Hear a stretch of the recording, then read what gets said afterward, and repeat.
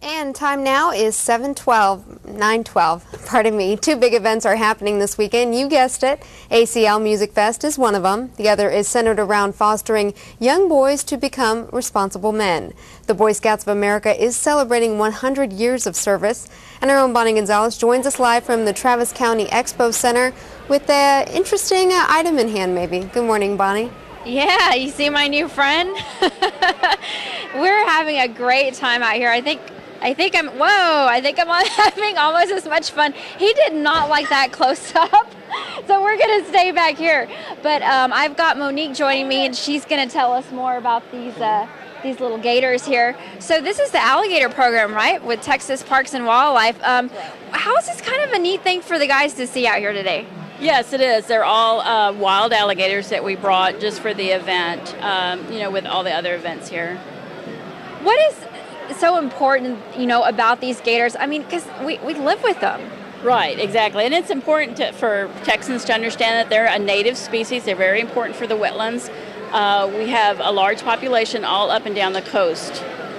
Absolutely. Well, what are some other facts about him? To my surprise, I was asking you, is he kind of used to being handled? But you said they're all wild. I mean, how do you get these in here to show the scouts? Well, we actually catch them by hand, and it's a good opportunity for us because we do research with them. So it's a good time that we take a lot of biological data since we're handling them anyway for our growth study. Outside of this particular event, do you do programs with the scouts to kind of teach them about not only alligators but just nature and all the different species that we do live with? And he was getting really anxious there, so I'll let you hold him so we have two hands. Okay, we do a lot of outreach with Scouts and Girl Scouts and all kinds of civic groups. We come and do programs all over the state. Right. Well, I think this little guy is ready to get back in the pen there and join his little roommates. But anything else that you just want to point out that people should know about these and the scouts that are learning that you think we missed? Right. Most of the facts that they are a native species, they are protected. We do have a hunting season though, but it's on a management type basis. And mostly, just not to be afraid of them, to tolerate, a lot of people that move out into the bayous and streams, they're like surprised that there's gators in Texas, but they've been here, they're still here, and just a little tolerance. During the wintertime, like right now, they kind of go into seclusion, so you don't see very many.